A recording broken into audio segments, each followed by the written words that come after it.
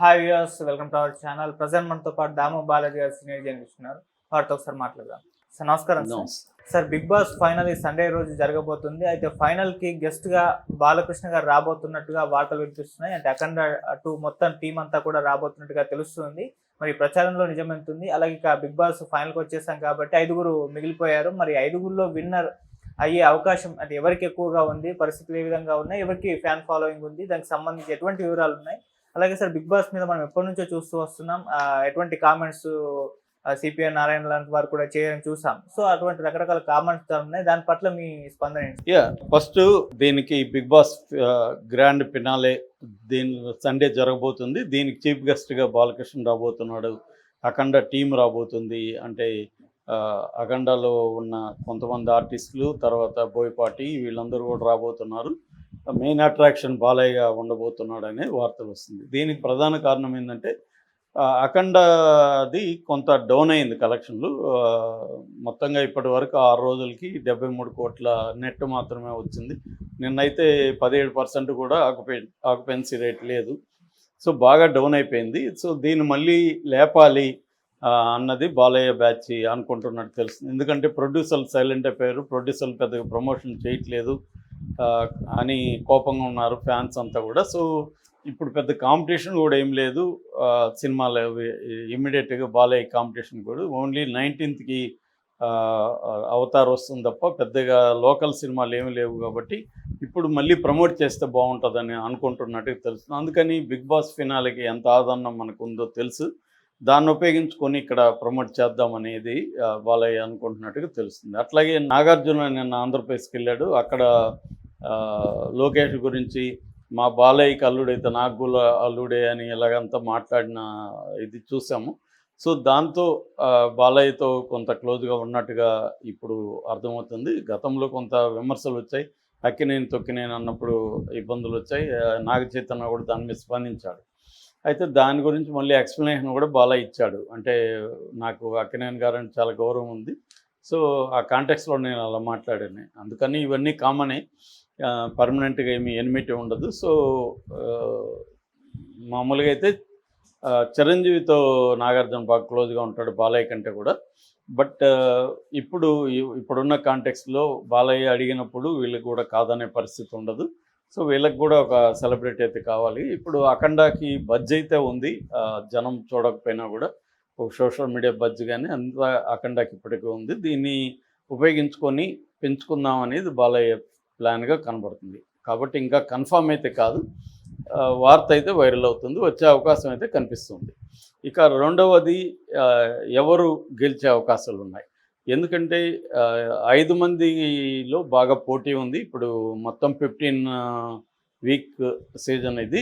Season 9 15 weeks జరిగింది. ఇప్పుడు మొన్న 5 మందితో కూడా మాట్లాడారు. 5 మంది కూడా తమ అనుభవాల్ని పంచుకున్నారు. ఎమోషనల్గా ఉన్నింది అంతా కూడా. ఒక్కొక్కరు ఎంటర్ అయినప్పుడు ఎలా ఫీల్ అయ్యారు, దాని తర్వాత ఎలాంటి సవాళ్ళను వాళ్ళు ఎదుర్కొన్నారు, ఎటువంటి ఎమోషనల్ ట్రామా జరిగింది, ఇంటిని మిస్ అవ్వడం కావచ్చు, ఇక్కడ తాము అనుకున్న దానికంటే సవాళ్ళు ఎక్కువ అవడం వల్ల తాము ఎలాంటి మెంటల్ స్ట్రెస్కి గురయ్యారు, ఇవన్నీ కూడా చెప్పారు. కొంతమంది కన్నీళ్ళు కూడా పెట్టుకున్నారు. ఇప్పుడు ఈ 5 మందిలో ఎవరు గెలవబోతున్నారు అనేది ప్రధానంగా ఓటింగ్ మీద డిపెండ్ అయింది. ఆల్రెడీ ఓటింగ్ స్టార్ట్ అయిందని చెప్తున్నారు. ఇప్పటి వరకు వచ్చిన పర్సంటేజ్లు కూడా లీక్ అవుతున్నాయి. ఇప్పటి వరకు వస్తున్న పర్సంటేజ్లు బట్టి అయితే మనకి లీక్ అయిన పర్సంటేజ్లు బట్టి కళ్యాణ్ పడాల ఫైనల్లో విన్నర్గా రాబోతున్నాడు. తర్వాత ఆమె రన్నర్గా తనూజ రాబోతుంది అనేది ఇప్పుడు వస్తున్న వార్త. ఎందుకంటే కళ్యాణ్ పడాలకి 38% ఓట్లు వచ్చాయని, తనూజకి 32% ఓట్లు వచ్చాయని, డిమోన్ పవన్కి 13% వచ్చాయని, ఇమాన్యువల్కి 12 వచ్చాయని, సంజన లాస్ట్లో ఉంది 5% వచ్చాయనేది వార్త. ఇది నిజమా కాదని మనకు కన్ఫర్మేషన్ అయితే కాదు, కానీ ఇదైతే లీక్ అయ్యి వార్త వస్తుంది. ఇప్పటివరకు ఏంటంటే ఒక మహిళా విజేత అనేది ఒకరున్నారు. దీని తర్వాత ఇప్పుడు మహిళా విజేతగా ఈమెని పెడదామనేది వీళ్ళు అనుకుంటున్నట్టుగా చెప్తున్నారు వీళ్ళ అభిమానులు అయితే. అంటే బయటికైతే తనూజకి బాగా సోషల్ మీడియాలో కానీ బయటంతా కూడా తనూజ గెలవాలని కోరుకునే వాళ్ళ సంఖ్య బలంగా ఉంది. కాకపోతే ఈ మధ్యకాలంలో తనూజకి పడిపోయి కళ్యాణ్ పడాల ముందుకు వచ్చాడనేది చెప్తున్నారు. ఎందుకంటే అతను కూల్గా ఆడడం కానీ, టాస్క్లో అన్నింటిలో కూడా ఫస్ట్ రావడం కానీ, క్యారెక్టర్ విషయంలో కానీ ఎక్కువగా యూత్ ఫ్యామిలీస్ కళ్యాణ్ పడాల వైపే మొగ్గు చూపిస్తున్నారు అన్న వార్త అయితే వైరల్ అవుతుంది. ఏదేమైనా వీళ్ళిద్దరి మధ్య కాంపిటీషన్ ఉండే అవకాశం ఉంది మిగతా వాళ్ళ కంటే కూడా. సో వీళ్ళిద్దరూ ఒకరు విన్నరు, ఒకరు రన్నర్గా అయ్యే అవకాశాలు అయితే కనిపిస్తున్నాయి. ఎక్కువ భాగం అయితే మనకు అందుతున్న సమాచారం కళ్యాణ్ పడాలే వచ్చే అవకాశం కనిపిస్తూ ఉంది. సో ఇది దీనికి సంబంధించి విమర్శలకు సంబంధించి ఏంటంటే, మామూలుగా ఇది బిగ్ బ్రదర్ అనే కాన్సెప్ట్ నుంచి బిగ్ బాస్ అనేది ఎవాల్వ్ అయింది. బిగ్ బ్రదర్ అనేది జార్జ్ ఆర్వెల్ కూడా ఒక నవల్లో కూడా క్యారెక్టర్ సినిమా కూడా తీశారు. అంటే ఏంటంటే, మన సమాజాన్ని ఒక బిగ్ బ్రదర్ వాచ్ చేస్తూ ఉంటాడు అనే కాన్సెప్ట్లో నుంచి ఇది వచ్చింది. అది సోవియట్ యూనియన్ అప్పట్లో ఐరన్ కర్టన్ పాలసీ ఉండేది, పౌరులందరినీ కంట్రోల్ చేయడానికి వాచింగ్ అనేది ఉండేది. అక్కడి నుంచి ఇది ఎవాల్వ్ అయింది. దాని తర్వాత ఇది ఒక రియాలిటీ షోగా వచ్చింది. అంటే ఎవరి రియాలిటీ షోలకి ప్రో అండ్ కాన్స్ అనేది ఉంటాయి, ప్లస్ మైనస్లు రెండు ఉంటాయి. దీనికి కూడా ప్లస్ మైనస్. ప్లస్ అంటే ఏంటంటే, కొంతమందిని ఒక దగ్గర ఉంచి ఒక రకమైన ప్రయోగం లాంటిది అది. రకరకాల బ్యాక్గ్రౌండ్లు, రకరకాల వ్యక్తుల్ని ఆడమ్మగా కాని వాళ్ళు ఇలాగ అందరినీ ఒక చోట ఉంచినప్పుడు కొన్ని వాళ్ళ మధ్య ఎలాంటి ఘర్షణలు ఉంటాయి, వాళ్ళకి కొన్ని టాస్క్లు ఇచ్చినప్పుడు వాళ్ళ ఇంటరాక్షన్లో ఎలా ఉంటుంది, ఇవన్నీ జనం చూడడం ద్వారా ఒక రకమైన సోషల్ గ్రూపింగ్ ఎక్స్పెరిమెంట్గా మనం చెప్పుకోవచ్చు. దీంట్లో నుంచి మనం నేర్చుకునేదానికి చాలా అంశాలు ఉంటాయి. ముఖ్యంగా ఏంటంటే, గ్రూప్ డైనమిక్స్ అనేవి ఎలా పనిచేస్తాయి. మామూలుగా ఎక్కడైనా ముగ్గురుంటే పాలిటిక్స్ అనేవి ఎంటర్ అయిపోతాయి. ముగ్గురుంటే మన ముగ్గురు నా మీద నువ్వు చాడీలు మీరిద్దరు చెప్పుకుంటారు, నీ మీద మేమిద్దరం చెప్పుకుంటాం, ఆయన మీద మన ఇద్దరం చెప్పుకుంటాం. ఇలాగ ఒక గ్రూప్ డైనమిక్స్ ఉంటాయి. అట్లాగే ఒక్కొక్కసారి మన ఇద్దరం టీమ్గా ఫామ్ అవుతాం, ఒక్కొక్కసారి నేను అతను ఫాలో అవుతాం. అలాగా గ్రూప్ డైనమిక్స్లో ఎలా పనిచేస్తాయి అనేది జనం చూసినప్పుడు వీళ్ళకి కొంత నాలెడ్జ్ వస్తుంది. అంటే ఒక దగ్గర ఒక లిమిటెడ్ ప్లేస్లో ఒక గ్రూప్ ఉండాల్సి వచ్చినప్పుడు ఎలాంటి డైనమిక్స్ ఉంటాయి అనేది ఒకటి లెర్నింగ్ ఎక్స్పీరియన్స్. రెండవది కాన్ఫ్లిక్ట్ రెజల్యూషన్. ఎప్పుడైనా మనుషులకి అనేక కాన్ఫ్లిక్ట్లు వస్తాయి, కుటుంబంలో కావచ్చు, వర్క్ ప్లేస్లో కావచ్చు, బయట సమాజంలో కావచ్చు, మనకి అనేక కాన్ఫ్లిక్ట్లు వస్తుంటాయి వ్యక్తులతో. భార్యాభర్తల మధ్య కావచ్చు, తల్లిదండ్రుల మధ్య కావచ్చు, తల్లిదండ్రులకి పిల్లలకి మధ్య కావచ్చు, స్నేహితుల మధ్య కావచ్చు, వర్క్ ప్లేస్లో డిఫరెంట్ స్టాఫ్ మధ్య కావచ్చు. కాన్ఫ్లిక్ట్ అనేవి సహజం. ఈ కాన్ఫ్లిక్ట్ని ఎలా పరిష్కరించుకోవాలనే దానికి కూడా ఈ బిగ్ బాస్ ఉపయోగపడుతుంది. బిగ్ బాస్లో కూడా రకరకాల వ్యక్తుల మధ్య కాన్ఫ్లిక్ట్లు రావడం, దాన్ని ఎలా పరిష్కరిస్తున్నారు అనేది కూడా మనకి నేర్చుకోవచ్చు. ఇక మూడోది ఏంటంటే లీడర్షిప్ క్వాలిటీస్. అంటే లీడర్షిప్ క్వాలిటీస్ ఏంటి? కొంతమంది లీడర్లుగా ఎవాల్వ్ అవుతుంటారు దీంట్లో, కొంతమంది లీడర్లుగా ఎవాల్వ్ కారు. ఆ లీడర్షిప్ క్వాలిటీస్లో ఏ క్వాలిటీస్ ఉంటే లీడర్షిప్ ఎవాల్వ్ అవుతుంది అంటే, 10 మందిని కంట్రోల్ చేయాలంటే ఎటువంటి పద్ధతులు అవలంబించాలి, ఇవన్నీ టీం వర్క్లో మనకి పనికొస్తాయి.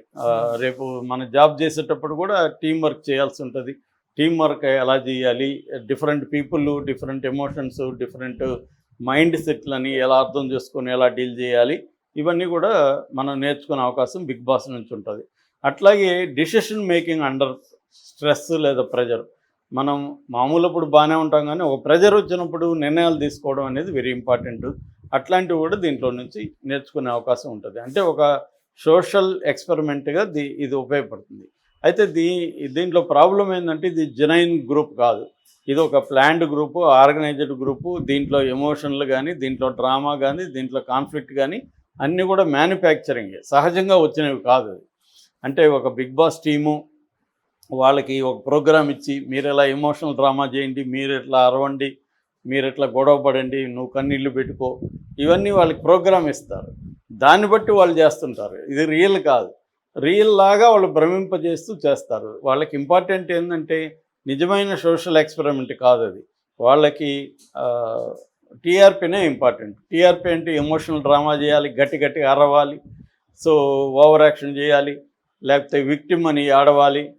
ఈ డ్రామా అంతా దాంట్లో ఇది ఒక రకమైన సీరియల్ లాగా డైలాగ్స్ రాసి, స్క్రిప్ట్ రాసి వాళ్ళకి ఇచ్చి వాళ్ళని తయారు చేస్తారు తప్ప ఇది రియల్ కాదు. రియాలిటీ షోలో రియాలిటీ లేదు అన్న విమర్శలు కూడా ఉంది. దీనివల్ల మనకి రాంగ్ సిగ్నల్స్ వస్తాయి. అంటే మనం కూడా ఇలా అరవాలేమో, లీడర్షిప్ ఉండాలంటే మనం కూడా డామినేట్ చేసి వాళ్ళని హర్ట్ చేయాలేమో అన్నవి నేర్చుకుంటే, ముఖ్యంగా పిల్లలుగా నేర్చుకుంటే ఇళ్ళల్లో కూడా గట్టిగా తల్లిదండ్రులను అరవడం, లౌడ్గా వాళ్ళ ఎమోషనల్ని చెప్పడం, పెర్ఫార్మెన్స్ ఆఫ్ ఎమోషన్స్ అంటారు.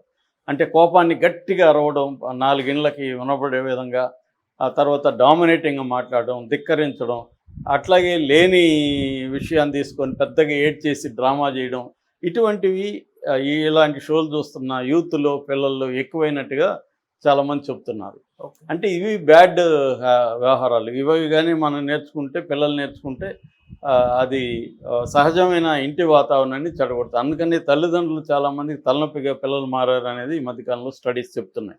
ఎందుకంటే వాళ్ళు ప్రతిదాన్ని, నువ్వు ఇంట్లో నుంచి బయటకు పోవద్దంటే గొడవలు, ఇంట్లో ఉండు అంటే గొడవ, హోంవర్క్ చేయంటే గొడవ, ఇలాగ ప్రతిదానికి ఇలా ఉండాలేమో అనేది. ఇదేంటంటే ఫేక్ షో కాబట్టి, రియల్ షో కాదు కాబట్టి దాని నుంచి వీళ్ళు ఇలాంటివి గ్రహిస్తున్నారు. అంటే రియల్ ఎమోషన్స్ స్థానంలో ఫేక్ ఎమోషన్స్, రియల్గా ఉండాల్సిన అనుబంధాల స్థానంలో మ్యానిపులేషన్స్. అంటే ఇలా మ్యానిపులేట్ చేయాలి, అమ్మని ఇలా మ్యానిపులేట్ చేయాలి, నాన్నని ఇలా మ్యానిపులేట్ చేయాలి, ఫ్రెండ్ని ఇలా మ్యానిపులేట్ చేయాలి అనేవి ఒక జెన్యూన్ రిలేషన్షిప్ ఉండాల్సిన స్థానంలో ఫేక్ మ్యానిపులేషన్స్, డ్రామా, లేకపోతే ఓవర్ విక్టిమైజేషను, ఇవే ఉన్నాయి తప్ప ఒక జెన్యూన్ ఎథికల్ బిహేవియరు ఇవి లేవు.